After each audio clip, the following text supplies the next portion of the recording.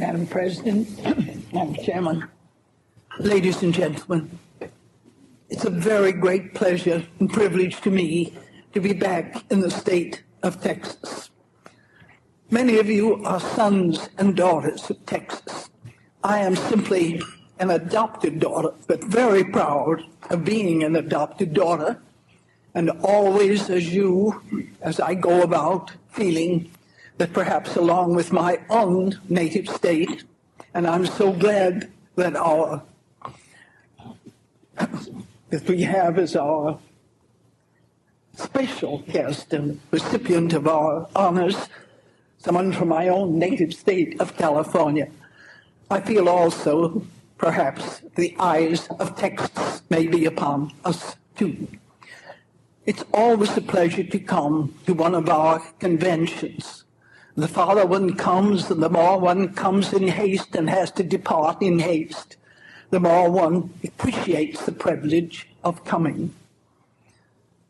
I'm so glad, too, that you were kind enough to let me select my own subject, because I did want to talk about the human side of automation.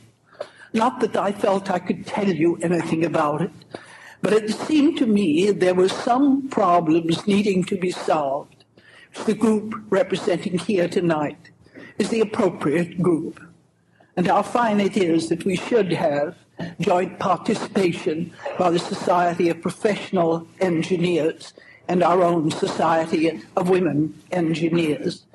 Every such participation and teamwork is all to the good, not only for us, young, small group as yet, trying to make our work higher in status each year, but wanting to face with other groups challenging problems such as this one of automation. There are two things, it seems to me, engineering groups have to offer when any type of problem comes up. And one is the code of ethics, which we all share. It's a very simple code to state. Stated in the beginning as being our responsibility to do our best to utilize the resources of nature for the benefit of mankind. I suppose the people who first worded the code thought it was self-evident that the resources of nature would include the resources of human nature.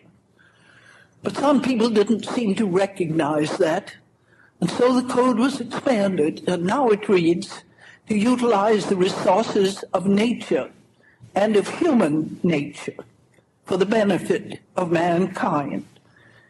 And there you see we have human being really emphasized twice. First, as being an enormous resource, and second, as being the reason for, the cause why we're using these resources at all. And surely if there ever was a time when we needed to go on record not only as a profession, but as a people, that we believe these resources should be used, and should be used for the benefit of mankind and not the harm of mankind, this is the time. And the other thing we have to offer, of course, is the scientific method, the questioning method. Not the kind of question, the Socratic kind, which we ask because we're trying to show that somebody doesn't know very much. Not even the legal type of question, but the simple question that a child asks when he really is intellectually curious and he wants to know the answer. And he's intelligent enough to listen to what is said. So I think we have those two things to offer. And as we look at these challenges which are coming to everybody, perhaps we see as we put the question to ourselves that we do have a special responsibility. It's a responsibility that we share with everybody, but especially with the people in the field of the social sciences when it comes to using the resources of human nature. But the sciences, and especially the engineer perhaps, has to do also with the resources of nature. And as we sat today and heard these interesting and stimulating papers and saw these beautiful pictures which showed us the resources of nature and how they were being used, I think we became conscious of the status of the group who are working in all of these fields of engineering, and of the fact that if we, who are responsible in that field, if we also feel that it's the human side which is the most interesting side, where the most interesting resources are, and where the responsibility for doing the betterment is for the benefit of mankind, that it's going to perhaps have a greater impact upon thinking all over the world than we can recognize. Because, of course, our group to which we belong is a group that extends all over the world. And there's a great deal of fraternity spirit among it, too. So that as you travel around the world, or you meet, as we increasingly do, to our great joy, people who come from the engineering profession from all the countries of the world, we find that we do speak a common language in the professional language, even if we don't all speak one another's home languages, as we often wish that we could. This word automation, as it came into our vocabulary, unfortunately, it seems to me, had great stress on the side of the resources of nature. Automation, why, of course, that tied in with the machine, and with a great many people just naturally thought about automatons, just naturally thought, perhaps as we made more and more of the machine, that we'd think less and less of people, and we'd hand over more and more things, perhaps at first not very creative things, perhaps after a while more and more creative things, till maybe we would just have robots. Maybe we would have the machines taking over not only the work, but also the creative activities in which we enjoyed. You remember when the word came out, automation. It's not so awfully long ago. There had been an earlier word, the word that Norbert Wiener used in his book on cybernetics. That was an invented word, wasn't it? Cybernetics, I think so. And it was a word which nobody knew, and there really was an opportunity to make that word mean almost anything one wanted to. But unfortunately, as one read this interesting and stimulating book which Dr. Wiener wrote, it didn't have anything about the human element in it, and so even the people who could understand the formulae, and that was a number, and the great numbers of people who didn't understand the formulae but just read along in between and became interested in what was going to come about in this new field, became the idea that this had to do entirely with power, with machines, and so on. Dr. Wiener himself realized that, brought out his second book, The Human Use of Human Beings. But even then, it wasn't perhaps until John Diebert and his group came out and the word became automation and the work was extended, that we began to see that there was a possibility of including human resources too. But even then, and even today, so much is written which did as the pioneers in the management field did, just took it for granted that everybody knew the kind, decent people who were interested in what happened to human beings, and that you didn't especially need to say that. Unfortunately, you do need to say it and to keep saying it, because I think people's minds go back to the first industrial revolution in England and here too, and whenever it came along, where the machine was new, the machine was stimulating, it was expensive, it was interesting, the way it was housed was important, and the people, well, they were hands, that was all was asked of them. They were hands which could be easily trained to handle the machines, and how they were housed or what happened to them. That didn't seem to have much of concern.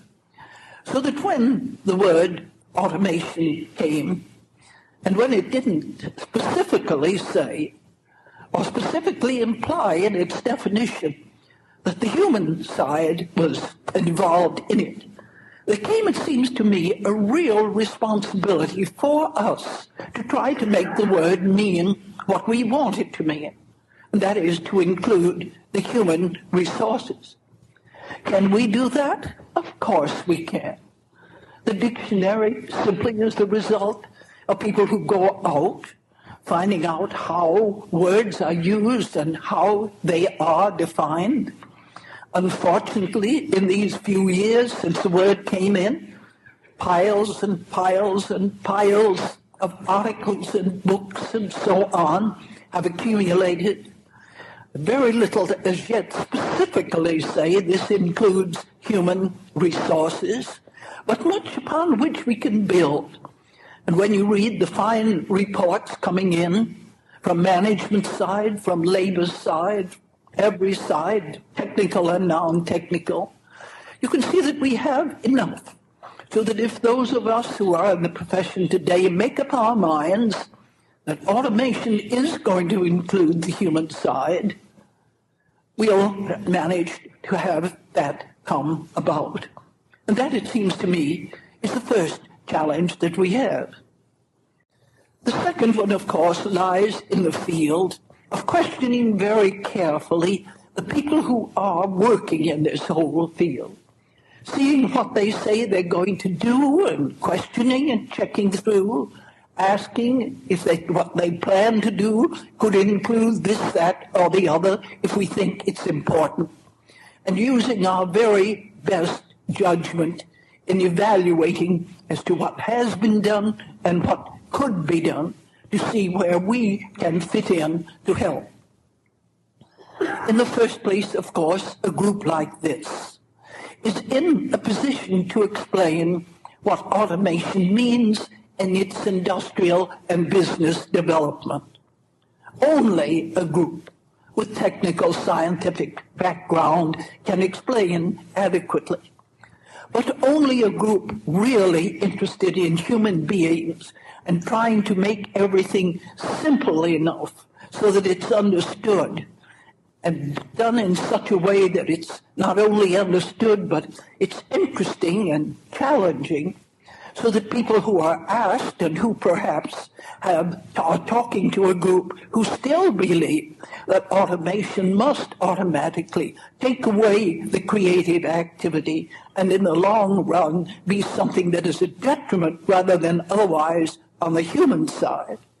Only someone who can put that clearly and convincingly so that it's understood and we have more and more people who are able to define it and express it and speak for it where it's necessary, are we going to have met that type of challenge. As one sees it, as one looks for today at these slides and sees how this wonderful work is going on, but so few people about in the picture, one recognizes how anyone who does not know what is happening back of the scene, the creative activity that is there in the invention and putting through in the maintenance and that type of thing, can realize the answers that one can give when one says, what does this do to people? As one looks at it without that type of background, one is inclined to say, the work of the world can probably be done within foreseeable limits at such a time where we will not have many people out doing it anymore. That type of thing, again, of course, we are in the position of showing in detail and going into the human element of the thing, actually discussing what has happened to these various people and what can happen in their education, in their opportunities, and so on. Having once gotten effectively and clearly and simply before the general public, and especially before the young people coming along, who sometimes feel discouraged about the future of the world. Having had this side put before them, then we can say to the automation group, just what are you thinking you can do? And perhaps the first thing they may answer will be, we can take drudgery away from the world, and we can hand it over to machines who really can go on 7 days a week indefinitely with proper maintenance and care, taking over things which, for people, have really no creative activity. Well, it's only fair from the human side to say, how does one define drudgery? And one does find, I think, when one asks that question, that not everything is drudgery to people. Some things are drudgery to some people, some things are drudgery to most people, but there's scarcely anything that somebody doesn't find of interest. For example, I have one friend, she happens to be a dean in a college, and she says that she would rather get down on her hands and knees and scrub the kitchen floor than do it with modern devices. That you'd rather have an old-fashioned wash tub and a washboard and do the laundry that way, and so forth and so on. Well, I tell her that she's nostalgic, that she had a very happy childhood, and that's associated with her. She says it isn't. I still think it is. Her second answer is that she gets excellent exercise. Well, now, if anybody wants to get exercise that way, I think it is their full and free privilege. But to most of us, it really would be a dreadful drudgery. And I think we feel that way about most of the things we are handing over to machines. Kitchens. I remember my grandmother's kitchen, my mother's kitchen, my own kitchen, my daughter's kitchen, my granddaughter's kitchen, and my little great-grandson's kitchen, which he will have one day, or his wife will have, or they both will have, as the pattern of family adjustment goes on. And as I look back and see how the changes they have come about, it does seem to me it's just miraculous, the drudgery that has been taken away. And I, for one, don't want to go back to the age where we took great big heavy irons off the stove and so forth and so on. But I remember also going through a factory with Frank one time where he put in a nice little kind of a trolley to push the iron back and forth so that the woman who was doing some very heavy work didn't have any lifting at all. And we were taking Ida Tarbell around. She'd come from one of the magazines to look. And Frank stopped in front of this fine, great, big, good-looking woman and said, "Mary, how do you like the little trolley I made for your iron?" And she looked him right in the eye and she said, "Do you really want me to tell you?" Well, I knew we didn't. If anybody ever says, "Do you really want me to tell you?" Well, you either stiffen up and grin and bear it, or you say, "No, not today." So I, being of the no, not today school, said, "Well, Frank, let's go along." But he, being of the take it now, said, yes, he did. So she said, "Well, I think it's the work of a big, fat, lazy man." Well, he was large, he was stout, let us be polite about it. He was not lazy, but he was a man, that's true. What was the matter with Mary? Well, he'd taken away all the satisfaction in her job. She was the only one, big and strong and husky enough to do it, and everybody always said, "Look at our fine Mary there at her work." No, it was a job anybody could do, and the satisfaction had gone out of it. Do I think Mary should have been left to work in that fashion? No, of course she should have not been wasting her time and energy of that sort. But we should have been intelligent enough to see that what looked like drudgery to us had certain satisfactions in it to her, and we ought to have provided them in some way we could make the transfer. So I think it's only fair for us to say to the automation people and I'm putting us on the side who do the questioning for the moment, though probably we are the ones who will be questioned, I think it's only fair to say to them, be sure that it is drudgery, whether it's physical drudgery or whether it seems to be mental repetitive work or whatnot. There are people who like detailed work and repetitive work and all that sort of thing. And it's only when you look at it as people on jobs, as human beings, and how do they feel about it, that you can really make your elimination of what is, for them, drudgery. The next thing they say is that, or we perhaps say is, but aren't you increasing unemployment? What about that? And they will say, well, you should know that any change in method which takes out use of time and energy will, in the short run, eliminate people, but in the long run, it will give more employment. And we know that's true as we look through the years. We know that it has been possible to use less time and energy to turn out more production. People will buy more things, there'll be more demand for them. Well, let the economists go on from there. The case seems to be fairly good that in the long run, you will employ more people. But how about the short run? Well, that's no new question. Those who have worked in the field of work simplification, motion study, directed energy, whatever you call it, we know very well that every change we make does mean a certain amount of either actual unemployment or potential unemployment. But if we're really trying to do a good job, we'd insist that we do not make the changes until we know what we're going to do for the people who are put out of the job. It's very hard sometimes.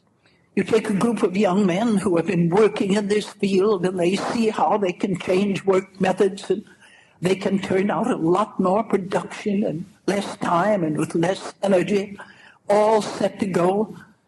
It's really very thwarting to say, no, you must be patient, you must wait. And sometimes their industries, I'm sorry to say, put pressure on them and say, well, it's all very well to think about the human side, but we need that extra production and we need that extra money. But we've just got to be firm and you've got to say you pay a terrible price if you do that, because you lose the cooperation of your people and they will think that you really don't care much about the human side. And of course there are people, there are nations in this world who very definitely think we're materialistic. Now, all we do care about is production. It's just lip service that we pay to human factors, spiritual factors, and so on.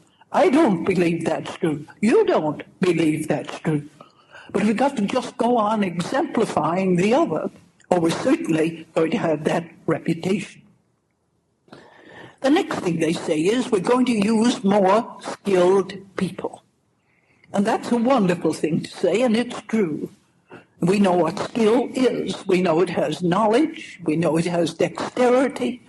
And we know it has the ability to change, to meet a changing situation. Adaptability, ability and adaptability.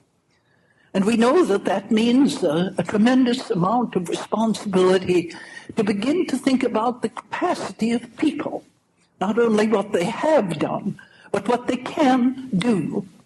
And we know that when we begin to study the capacity of people, that even the capacity of the changes that can be made through automation on the machine side just seem nothing compared to what we can get from the capacity of people. I flew cross-country not long ago with a man who is in one of these research institutions, and they'd gone into a state, and all over the state, children in a certain grade, public school, private school, parochial school, everywhere, at the same time, on the same day, by their own teachers, were given a test, a capacity test. And everybody was surprised at the results. The teachers were surprised. Parents were surprised. The students were surprised. So many, many more children than anyone had thought had capacities which meant that they could really profit by higher education all the way up the line, probably as far and as fast as we could offer. And what a wonderful challenge that is to us, to think that there may be all over the country just that amount of untapped capacity, and this new thing coming in, calling for more and more people with that kind of capacity. Surely no one can question, but that is a wonderful thing. And then we say, how about the unskilled, the low grades of skill? And the answer is, well, probably no, probably not so much for them. I think that should concern us more than it does. I think when we look about, however, we'll find that we haven't done very much even up to the present time with people who have only capacity for low grades of skill. There are lots of people who are doing low-skilled work who have capacity. That's a challenge, and of course we must meet that. But these people who apparently have not the capacity, what about them? Well, I was so cheered when I was in California and met a young consultant who really concerned himself very much about these low grades of skill. And he thought, is there anywhere in the community, any group, who perhaps only have the capacity for these very low-grade skills, who are not being utilized, but could be? And he thought, yes, there is. There are these people with such low IQs that the school won't take them, that industry doesn't know what to do with them, and many of them are just sitting around homes, while the rest of the family have to bear the economic burden, and also they themselves have to bear the terrible burden of thinking that nobody wants them and nobody needs them. And so he went around to the industries, and they were small industries, because he was a young consultant building up a little practice, and he found some jobs that he felt were so simple that anyone could do them. And then just very quietly and with the help of some vocational people, he went to work to see if he couldn't gather little groups out of these homes and teach them the low skills. And he did, and he could, and he placed them in industry. But it just seemed to me that the 5-minute lunch doesn't really stand by very well, because the afternoon coffee break seems to be getting longer. And I don't, I'm sure, need to labor the point. But as we look around at American industry and business, we see very definitely that the hours which are supposed to be work hours are really not such as the man who is scientifically engaged in automation would consider work hours. And he's talking about work days and work week and work hours. So maybe it's going to be a salutary, and maybe it's going to be a rather threatening change, there is, but there we are, such as we have it. We're going to have, if we like it, a shorter work week and shorter work day, and maybe we're going to have it whether we like it or not. I'm not a prophet, but there we are. Then, of course, he says, and we're going to have more leisure time. Now, that sounds wonderful on the face of it. But you have to look a little bit, however, on one's definition of leisure. Made up my mind long ago that time that you're not working is not synonymous with leisure time necessarily. Some of you remember the Depression. Some of you don't remember the Depression. You're too young. You may be marked by it, but you don't remember it. It may be the cause, one cause, while so many in this generation really are so set on security, and who can blame them very much. Depression was a terrible time. It really was an awful time. I sometimes wonder how we lived through it. When I think of the Midwest cities, when I think of the New England cities, when I think of large cities everywhere, when I think of the young people getting out of college, one of my boys got out that year. He came home, and his friends came home. They spent all day long just rushing up and down trying to get jobs. There weren't any jobs. And it just was a dreadful thing for teachers and for parents to have these young people say, does anyone in the world want us? That's really a horrible situation. I felt very badly about it with this boy. He came home, however, the other day, and he said, gee, Mom, I'm kind of glad I came out that depression year. And I said, you are? I've always grieved about it. And he said, yes, I am. I've been through it once, and if I had to, I can go through it again. And at least, he said, I just had my ears pinned back very rapidly. Came out of college thinking I knew something and everybody would want me. And I found out very soon that I didn't know as much as I thought and that people didn't want me so hard. But he said, when I look around now, and these young chaps come in and they say, I've had X numbers of Y salary, but I'm waiting for Z. I just say to myself, well, maybe someday you'll have a flop, and I feel sorry for you because you've never had it before, and it won't be much fun. Well, none of us wants that sort of thing to happen again, naturally. We've got that to think about. One of the things that faced us then was this idea, well, here's an enormous group, and they have all this free leisure time. Now, what can we do with it? Well, it wasn't leisure time, and it wasn't free time, because they were worried to death. If you have economic insecurity, if you have emotional insecurity, you're not really free to undertake anything else. In my community, maybe in yours, we did all the wrong things. We didn't go out to say to anybody, what would you like to do? Is it rest? Is it recreation? Is it education? Is there anything that would appeal to you? No, indeed. We set up all these courses, and then we said, here they are, come. And nobody came. Well, I will say that even in the prosperous days today, sometimes we set up enormously stimulating and interesting courses, we think, with poor, tired college professors hauled out of their jobs to come up and teach evening classes, and not enough, perhaps, to fill the class, while everybody is off repairing of furniture or artistic effects in the home or something else which seems to have overcrowded a registration. I have nothing against any of them. I'm only just telling about the mistakes we made. Well, people didn't register.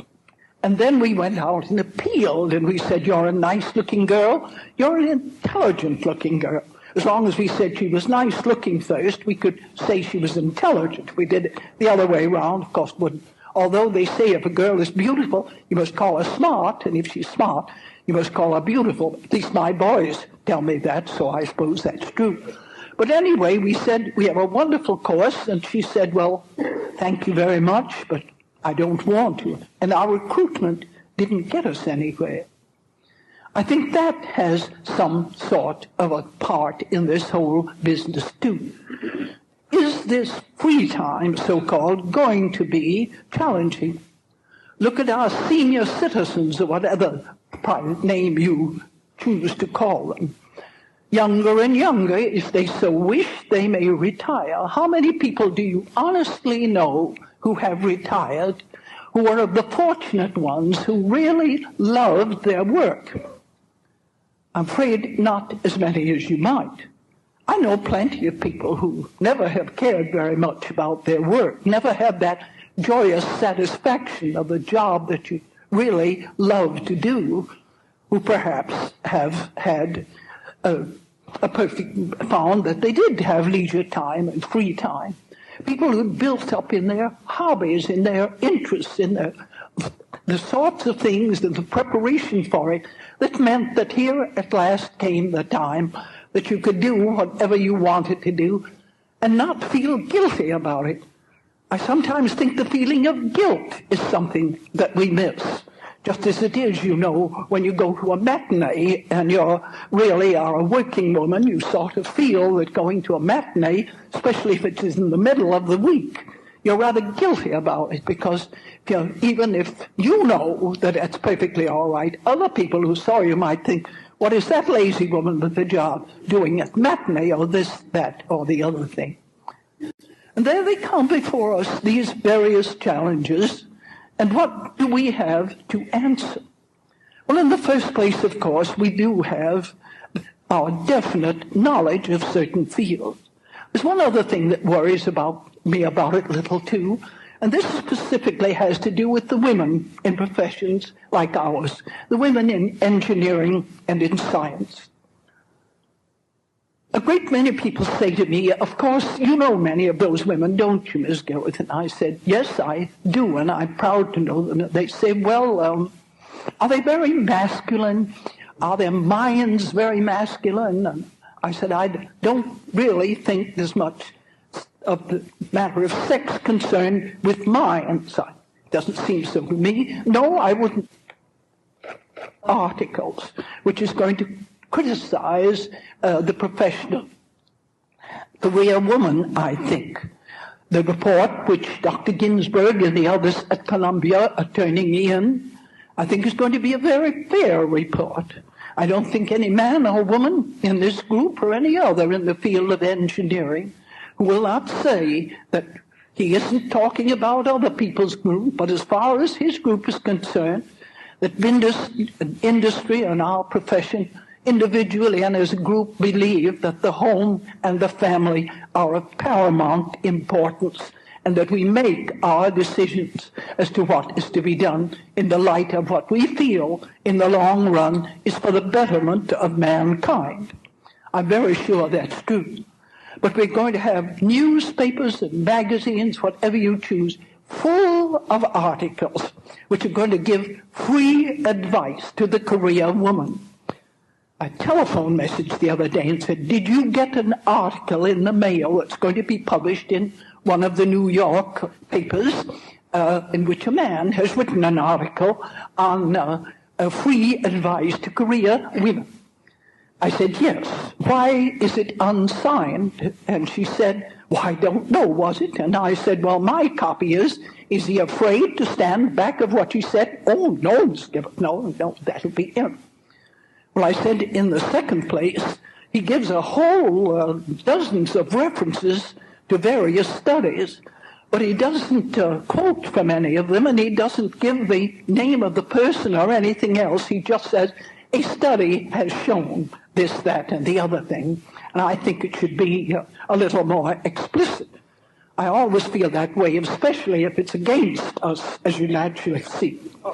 And it ended up with a very clever little statement. And it said, my advice to women is to remember that you are expected to look like a girl, to think like a man, to act like a lady, and to work like a dog. Well, that didn't stop me. I said to her, I could also say that a great many people feel that a man should look like a boy, think like a philosopher, act like a gentleman, and work like a fiend. I said, that seems to me that not quite so good, but good enough. Well, she said, you did think it was a clever article, didn't you? And I said, well, you'd have to define clever.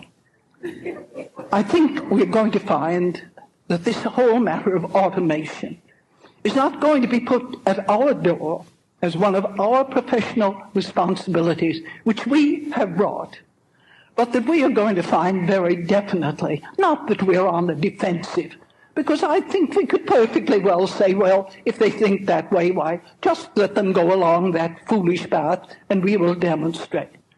But that's not education. More than we think, perhaps. We are teachers. We must be teachers. And what does a teacher do? In the first place, of course, he recognizes that to the best of his ability at any rate, he must try to practice what he preaches. I'm very, very poor at practicing what I preach, so I say this to you reluctantly and hoping you will do a better job. But a teacher must do that. And he must be interested in his students, and he must be interested in his subject, And he must be willing to put not only his mind into it, but his heart into it. That, it seems to me, is what automation challenges in you and in me. And I'm sure that we will find the challenge interesting and worthwhile and do our very best to meet it. Thank you.